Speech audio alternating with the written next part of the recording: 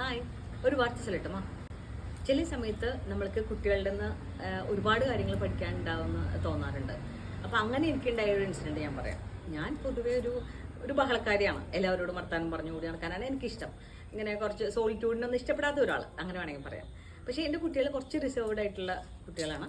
അപ്പോൾ ഒരു ദിവസം അപ്പോൾ ഞാൻ ഇവരുടെ അടുത്ത് പറയാറുണ്ട്, നിങ്ങൾക്ക് എന്നെ സംസാരിച്ചൂടെ, മീൻസ് എൻ്റെ കസിൻസിനെ കാണുമ്പോൾ അവരങ്ങനെ നോർമൽ ഒരു ചിരിയിൽ ഒതുക്കാറുണ്ട്, സംസാരിച്ചൂടെ എന്നൊക്കെ പറയുമ്പോൾ. അപ്പോൾ ഒരു ദിവസം എൻ്റെ അടുത്ത് പറയണം, ചെറിയ ആൾ എൻ്റെ അടുത്ത് പറയണം, അമ്മ അതിൽ ഭയങ്കര ഡിഫറൻസ് ഉണ്ട്, അത് കുറച്ചുകൂടി എന്താ പറയുക ലളിതമായിട്ട് ഞാൻ പറഞ്ഞു തരാൻ വേണ്ടിയിട്ട് അവളൊരു കഥ പറഞ്ഞു എൻ്റെ അടുത്ത്.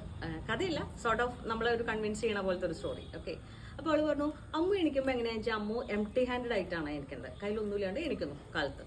പക്ഷേ ഞങ്ങളെ സംബന്ധിച്ച് ഞങ്ങൾ എണിക്കുമ്പോൾ കയ്യിലൊരു 10 കോയിൻ ഉണ്ടാവും. പക്ഷേ ഓരോ ആൾക്കാരും ഞങ്ങളെ കണ്ട് സംസാരിക്കുമ്പോഴും ഞങ്ങളുടെ കയ്യിലത്തെ ഓരോ കോയിനാണ് നമ്മൾ she's refers like energy. Okay, അവരുടെ എനർജിയാണ് അവർ ഓരോ കോയിനായിട്ട് ഓരോരുത്തരും കൊടുത്തിട്ട് പോകുന്നത്. പക്ഷെ എന്നെ സംബന്ധിച്ച് ഞാൻ ഒരാളെ സംസാരിക്കുമ്പോൾ ഞാൻ അവരിൽ നിന്ന് ആ കോയിൻസ് ഞാൻ കളക്ട് ചെയ്യുക ചെയ്യണത്. അതുകൊണ്ട് കാലത്തോട്ട് വൈകുന്നേരം ആവും തോറും കൂടുതൽ ആൾക്കാരെ കാണും തോറും എനിക്ക് എനർജി കൂടിയിട്ട് വരും.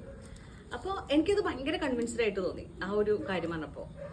നോർമലി ഞാനിങ്ങനെ കുട്ടികളെ കമ്പയർ ചെയ്യുക അങ്ങനെയൊന്നും ചെയ്യാറില്ല. പക്ഷെ പറയില്ലേ, ഒന്ന് സംസാരിച്ചൂടെ കസിൻസിൻ്റെ അടുത്ത് നോക്കാലും പറയുമ്പോഴാണ് ഈ ടോക്ക് വരുന്നത്.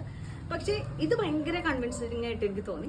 അപ്പോൾ നിങ്ങൾക്കാണെങ്കിലും ഇടയിൽ ഇങ്ങനെയൊക്കെ തോന്നുമ്പോൾ, അല്ലെങ്കിൽ ഇങ്ങനത്തെ ക്യാരക്ടേഴ്സ് അല്ലെങ്കിൽ കുറച്ച് റിസർവ്ഡ് ആയിട്ടുള്ള ആൾക്കാരെ കാണുമ്പോൾ അവർക്ക് സംസാരിച്ചിട്ട് തോന്നുമ്പോൾ നിങ്ങളുടെ മനസ്സിൽ ഈ ഒരു സ്റ്റോറി ഉണ്ടെങ്കിൽ നിങ്ങൾക്കത് ഫീൽ ചെയ്യില്ല. ഓക്കെ, അതിനാണ് ഇത് ഷെയർ ചെയ്തത്. ഇതുപോലെ കൊച്ചു കാര്യങ്ങളായിട്ട് ഇനിയും കാണാം. மீதி சந்திக்கும் வரை வணக்கங்கள் வேண்டுகின்றது சொந்தம் பாலா. ஓகே.